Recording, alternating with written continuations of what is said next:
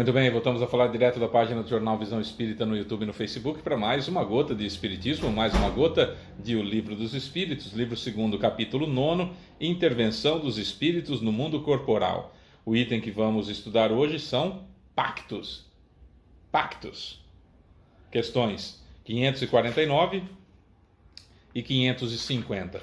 Se você puder dar o seu joinha, se você puder curtir, se você puder comentar, se você puder compartilhar, você ajuda a divulgar a doutrina espírita, porque o YouTube e o Facebook, quanto mais comentários, mais curtidas, mais eles sugerem os vídeos para outras pessoas. E, de repente, pode chegar na mão de alguém que está preocupado com os pactos, se é que eles existem. Vamos estudar sobre isso? Vamos lá. Pactos, 549. Há algo de verdadeiro nos pactos com os espíritos maus? Resposta: não. Não há pactos. Mas uma natureza má que simpatiza com os maus espíritos. Por exemplo, queres atormentar teu vizinho e não sabes como fazê-lo. Então, chamas espíritos inferiores que, como tu, só desejam o mal e, para ajudar-te, querem que os sirvas em seus maus propósitos. Mas isso não quer dizer que teu vizinho não possa livrar-se deles por uma conjuração contrária e por sua vontade.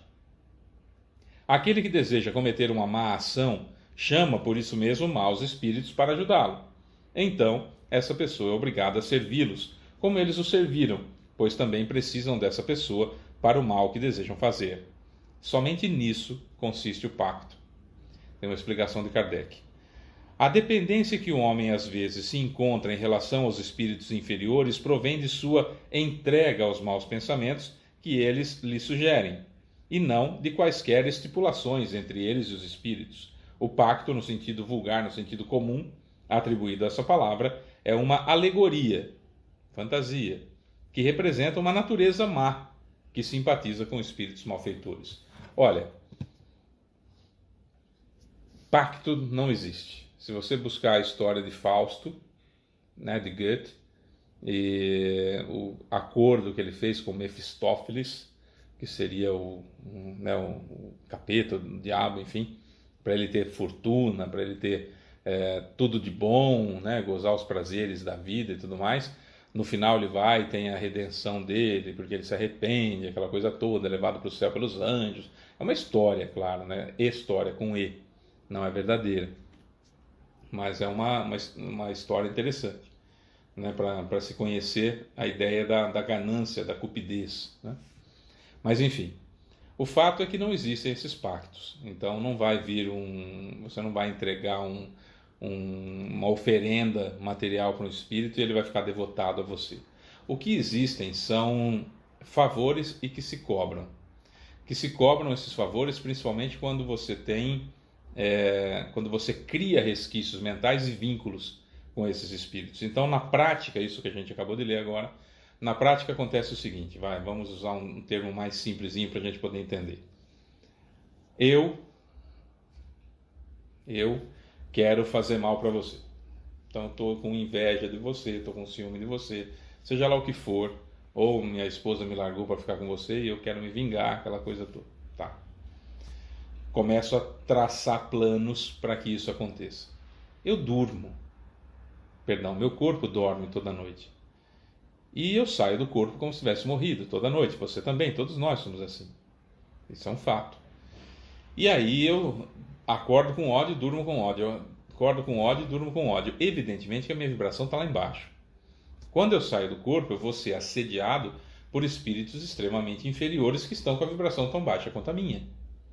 A gente já falou isso em outros vídeos, que eu só vejo de mim para baixo, no quesito vibração, né?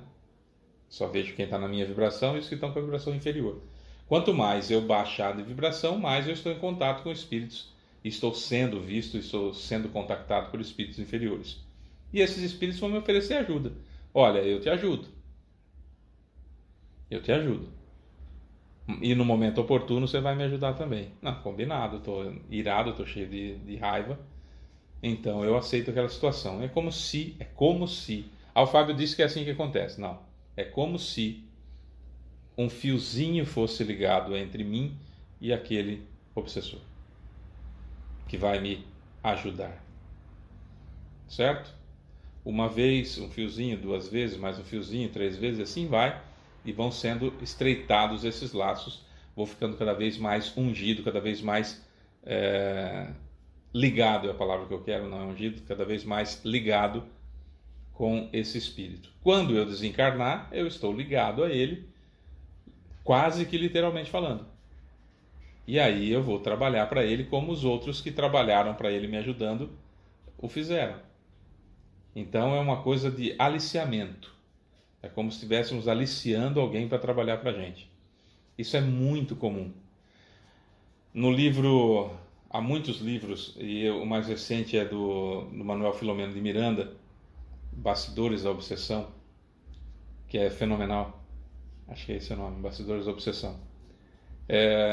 Que dá para ver, por exemplo, que tem lá um grande chefe do umbral, que é o objeto de trabalho do grupo da colônia e também do centro espírita, que é o grande chefão, que ele recebe os pedidos das pessoas, encarnadas e desencarnadas, pedidos de ajuda para resolver seus problemas de maldade que querem fazer com alguém.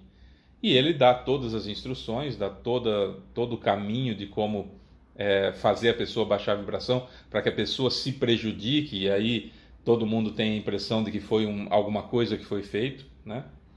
Na realidade foi o livre-arbítrio da pessoa que levou ela a fazer aquilo, mas a gente não entende assim, né? Demora para entender assim, a gente acha que está fazendo mal para outra pessoa, e aí vai criando essa dívida, e sempre acontecia isso: eu te ajudo, assim que eu precisar você vai vir me ajudar, tá bom? Tá bom.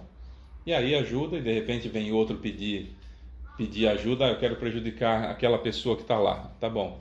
Ó, fulano, vem cá, você que eu acabei de ajudar a prejudicar a outra pessoa lá, agora você vai me ajudar a prejudicar aquela pessoa lá. Existe um pacto? Claro que não existe um pacto, mas existe um compromisso que eu fico subordinado a ele. Eu posso mudar isso, elevar a minha vibração, elevar o meu pensamento, sair do campo mental, do campo vibracional dessas pessoas, e com isso me livrar dessa situação? Sim, é o jeito que acontece. É assim que se livra. Então não é um pacto eterno. Eu não vou perder minha alma para alguém, não vou vender minha alma para alguém, mas eu vou ficar compromissado com aquela situação. Aqui ele fala: eu quero fazer o mal para o meu vizinho, mas o meu vizinho ele pode simplesmente pedir ajuda de bons espíritos e vai receber essa ajuda, então não vai ser prejudicado por mim. Ele pode mudar totalmente essa situação, pela vontade dele ele eleva a vibração e sai daquela situação. Eu me lembro, por exemplo, que comigo aconteceu: uma pessoa jogou um saquinho na minha casa escrito terra de cemitério, né? Que tinha feito um trabalho de macumba para mim. Por que teve que escrever que era terra de cemitério? Porque simplesmente jogou um saquinho de terra. Jogava um saquinho de terra, estourava lá, a gente ia reclamar que, poxa vida, sujaram aqui a frente da minha casa. Ia varrer, tá tudo certo. Não ia acontecer nada. Escrito terra de cemitério pode ser, não foi no nosso caso, porque a gente já tinha um certo esclarecimento. Ai, jogaram terra de cemitério na minha casa, meu Deus do céu, agora tudo vai dar errado. E cada coisa que estava no meu planejamento encarnatório para que acontecesse, ou situações que dependiam única e exclusivamente de mim, para que eu tomasse a decisão correta, e eu, por estar extremamente com a vibração baixa, por estar preocupado, por estar achando que fizeram algum mal para mim, estar naquela tensão, naquela ansiedade, eu tomo a decisão errada, não dá certo o negócio, enfim, meto o pé pelas mãos. Foi o trabalho que fizeram para mim lá, jogar a terra de cemitério, porque a gente adora terceirizar a situação, as responsabilidades. Mas com planejamento encarnatório aprovado por Jesus, esquece esse negócio de pacto, não vai funcionar mesmo, de verdade. 550. Qual é o sentido das lendas fantásticas segundo as quais indivíduos teriam vendido sua alma a Satã para dele obter certos favores? Olha que espetacular essa resposta. Todas as fábulas encerram um ensinamento e um sentido moral. Vosso erro está em tomá-las ao pé da letra.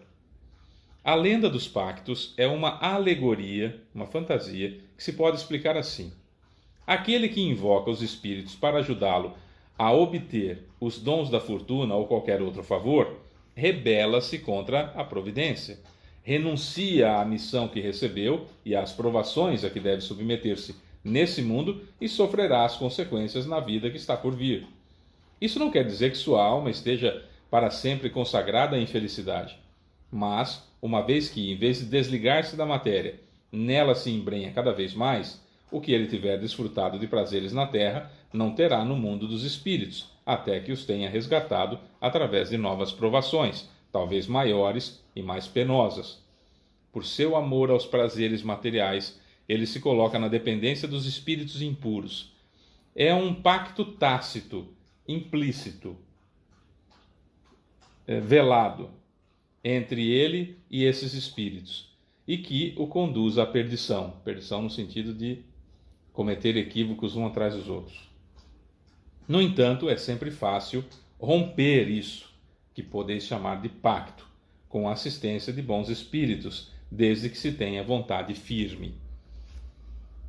Quando eu gero um compromisso, aí fica complicado. Por exemplo, no livro Eustáquio, 15 séculos e uma trajetória, quando o livro do seu Abel Glasser, escrito por Caibar Schutter, o Espírito, começa a contar a vida de Eustáquio em 495, ele desencarna, seu corpo morre num momento de tolice da vaidade do grande general Eustáquio, e ele então tem o seu corpo morto.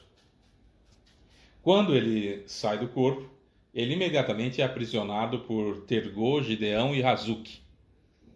Embora ele não os reconheça imediatamente, nem os veja direitinho, Tergô até aparece para ele como Cavaleiro Negro. E aprisionado que está a eles, com fios realmente ligados a eles, ele é conduzido ao castelo, descobre um monte de coisas, descobre que o filho não era dele, era da traição da mulher dele com o rei.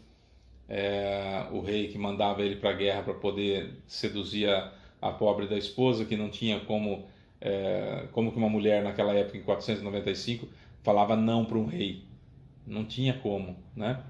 Então ela acabou engravidando e o filho não era do Eustáquio, aquela coisa que ele vai descobrindo tudo. O filho odiava ele, descobre que o cara que ele mais admirava, que era o rei, o traía, a esposa amada o traía, embora ele traísse a esposa, enfim. E aí isso tudo vem na cabeça dele, e ele começa a ver isso lá no castelo. Ele é levado pelo Tergô, pelo Gideão e pelo Razuki até lá, e ele faz a vibração dele baixar cada vez mais. E ele vai entrando naquele desespero, e vai aprofundando, estreitando, a palavra que eu queria, estreitando cada vez mais aqueles fios que estão presos entre ele, que estão presos nele e no Tergô, principalmente no Tergô, né? E esses laços que o próprio Tergô fala para ele, esses fios foram ligados quando você vinha pedir ajuda aqui, para a gente te ajudar lá na sua crueldade, ajudar você lá a vencer as batalhas, ajudar você a ser o grande general, ajudar você a não ver aquilo que estava se passando em volta, ou fazer de conta que não via. Porque o Eustáquio, o que ele fazia? Ele pegava, por exemplo, não fala em números, mas só para a gente brincar, não fala em números no livro. Pega lá 1 milhão de dólares, vamos falar de dólares, que fica mais fácil. 1 milhão de dólares para fazer para ir para a guerra, para ir lá no outro país, guerrear com outro país. O que ele fazia? Ele pegava metade, pegava 500 mil dólares para ele, os outros 500 mil ele repartia com os primeiros imediatos dele ali, aqueles mais próximos dele, e aí ficava sem dinheiro para a guerra. O que ele fazia? Ele ia